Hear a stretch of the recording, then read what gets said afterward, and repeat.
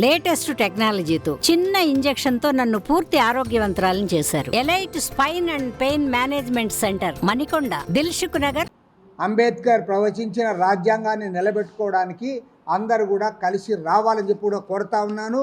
ప్రత్యేకించి మన రాష్ట్రంలో ఉన్న ప్రాంతీయ పార్టీలు, మీరు ముగ్గురు కూడా లౌకిక పార్టీలే, మీరు ఆలోచించాలని కోరుతాను. ఎందుకంటే ఇవాళ అవునన్నా కాదన్నా ఈ రాష్ట్రంలో బలం మీకే ఉంది.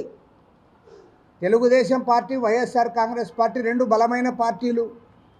మీరు లౌకిక పార్టీలు. పైగా ఎన్టీ రామారావు గారి కాలం నుంచి ఆ పార్టీ లౌకిక భావాలతో వచ్చింది. అదేవిధంగా అవునన్నా కాదన్నా వైఎస్ రాజశేఖర రెడ్డి గారి పేరు చెప్పుకొని వైఎస్ఆర్ కాంగ్రెస్ పార్టీ పెట్టావు. అది వైఎస్ఆర్ నికార్సైన లౌకికవాది అయిన ఆయన ఫ్రమ్ ద బిగినింగ్, విద్యార్థి దశ నుండి చనిపోయే వరకు రాజశేఖర రెడ్డి గారు ఏనాడు కూడా మత ఉన్మాదులతో కాంప్రమైజ్ కాలేదు, లౌకికవాదిగా ఉన్నాడు. కాబట్టి నేను కోరుతా ఉన్నా, అటు రామారావు గారి ఆయన యొక్క దీన్ని కాపాడాలన్నా, ఆయన లెగసీని ముందుకు తీసుకోవాలన్నా, లేదా వైఎస్ రాజశేఖర రెడ్డి గారి లెగసీ నేను కొనసాగిస్తానని చెప్పేవాళ్ళు ఖచ్చితంగా లౌకిక వాదాన్ని కాపాడడానికి ముందుకు రావాలని కోరుతా ఉన్నా. ఇక మన రాష్ట్రానికి సంబంధించి రెండు అంశాలు. ఒకటేమంటే, మన రాష్ట్ర ఎన్నికల చరిత్రలో, నాకు తెలిసినంత వరకు భారతదేశ ఎన్నికల చరిత్రలో ఏనాడు కూడా ఇలాంటి పరిస్థితి రాలే. కారణం ఏమంటే నేను చెప్తాను.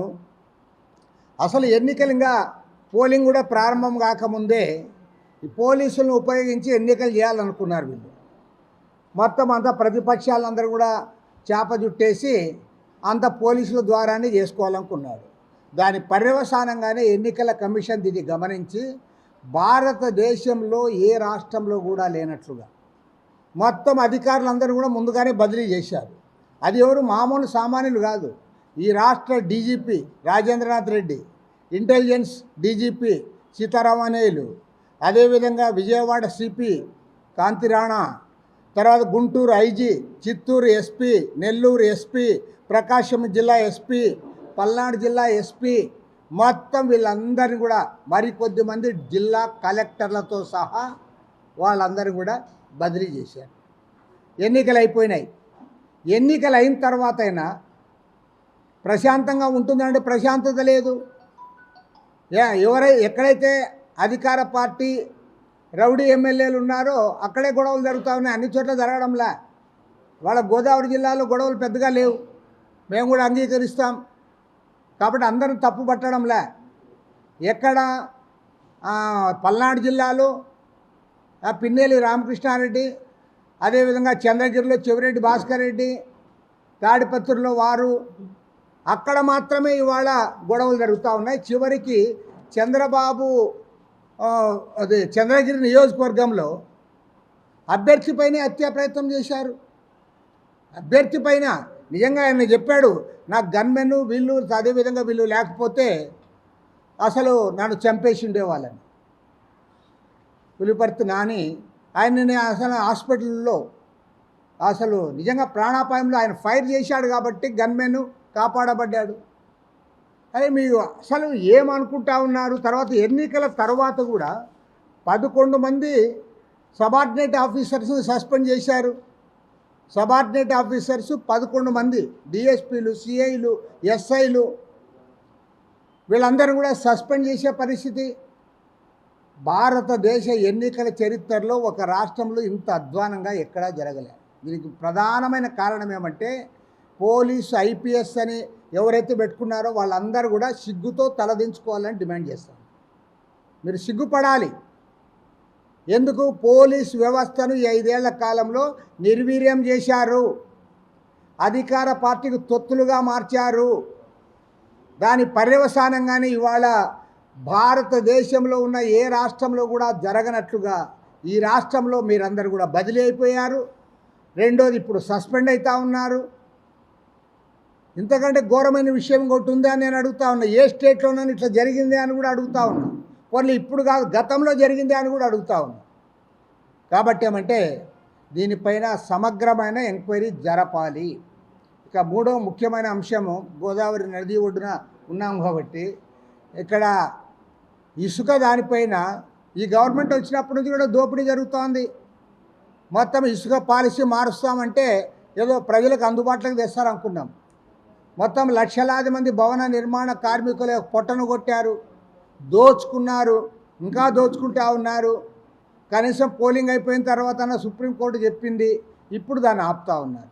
కాబట్టి ఏమంటే ఈ 4.5 సంవత్సరాలుగా ఇసుక పాలసీలో జరిగిన అవకతవకలపైన, అక్రమ సంపాదన పైన, వీటన్నిటిపైన కూడా సమగ్రమైన దర్యాప్తు కొత్త ప్రభుత్వం చేయించాలని చెప్పి సిపిఐ తరఫున డిమాండ్ చేస్తాము. ఇవాళ పాకిస్తాన్ లాంటి దేశాలు, కొన్ని ముస్లిం దేశాలు ఉన్నాయి, కానీ క్రిస్టియన్ దేశాల్లో వాళ్ళు ఎవరు క్రిస్టియన్ దేశం అని చెప్పలే.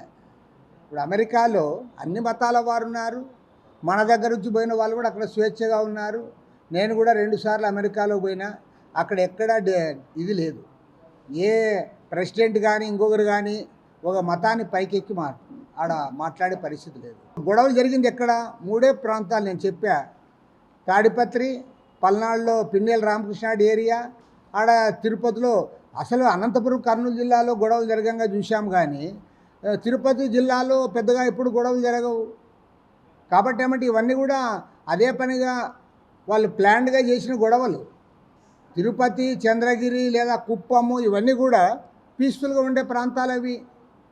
అక్కడ ఎప్పుడు కూడా ఈవెన్ బ్రహ్మాండంగా ఫ్యాక్షన్ రాయలసీమలో ఉన్నప్పుడు కూడా చిత్తూరు జిల్లాలో పెద్ద ఫ్యాక్షన్ ఉండేది కాదు. మరి ఇప్పుడు ఎందుకు జరుగుతూ ఉన్నాయి? కాబట్టి ఏమంటే అధికారులు మార్చడం వల్ల కాదు, అదే పనిగా ఉద్దేశపూర్వకంగా ఆ తర్వాత ఒక అక్కస్తో వాళ్ళు వాళ్ళు ఏమనుకున్నారు, చంద్రగిరి సీట్లో ఏకపక్షంగా ఎన్నిక జరుగుతుంది, ఈజీగా గెలుస్తామనుకున్నారు. ఇప్పుడు ఆ పరిస్థితి పోయింది. చివరికి తెలుగుదేశం అభ్యర్థి గెలుస్తాడనేంత వాయిస్ వస్తుంది అక్కడ. దాంతో అక్కస్ పట్టలేక పోయి ఆయన మీద దాడి చేశారు. లేకపోతే ఆయన స్ట్రాంగ్ రూమ్ దగ్గర పోతూ ఉంటే వీళ్ళకేం అడ్డము? వీళ్ళు ఆడ ప్లాన్డ్గా ఉండి కట్టెలు, రాళ్ళు అన్నీ పెట్టుకొని ఒకేసారి కత్తులు పట్టుకొని దాడి చేశారంటే అది ప్లాన్డ్ అటాక్. ఎవరిబడి నో షిట్. పోనీ అదేదో రాత్రి ఎక్కడో ఇంటి దగ్గర పోతూ ఉంటే ఏదో చీకట్లో పోతా ఉంటే కాదు కదా. కాబట్టి ఏమంటే దీన్ని బట్టి అర్థమవుతున్నది ఒకటే, పక్కా ప్లానింగ్తో జరుగుతూ ఉన్నాయి. తర్వాత అక్కడ ఎవరైతే ఇప్పుడు సస్పెండ్ అయ్యారో వాళ్ళు మొదటి నుంచి కూడా ప్రభుత్వానికి కొమ్ము కాస్తున్న సిఐలు, డిఎస్పీలు వాళ్ళు పక్కాగా వాళ్ళ కొమ్ము కాస్తా ఉన్నారు. దాని పర్యవసానంగానే ఆ దాడి జరిగింది. కాబట్టి నేను ఏమనేది అంటే వీటన్నిటిపైన కూడా నిష్పాక్షికమైన విచారణ జరగాలి. దేశవ్యాప్తంగా ఉన్న లౌకిక పార్టీలు, సంస్థలు, వ్యక్తులు, శక్తులు, మేధావులు అందరూ కూడా ముక్త కంఠంతో ఖండించాలని కోరుతారు. ఎందుకంటే కాంగ్రెస్ పార్టీ అనేది అది secular party. Samajwadi party is also a secular party.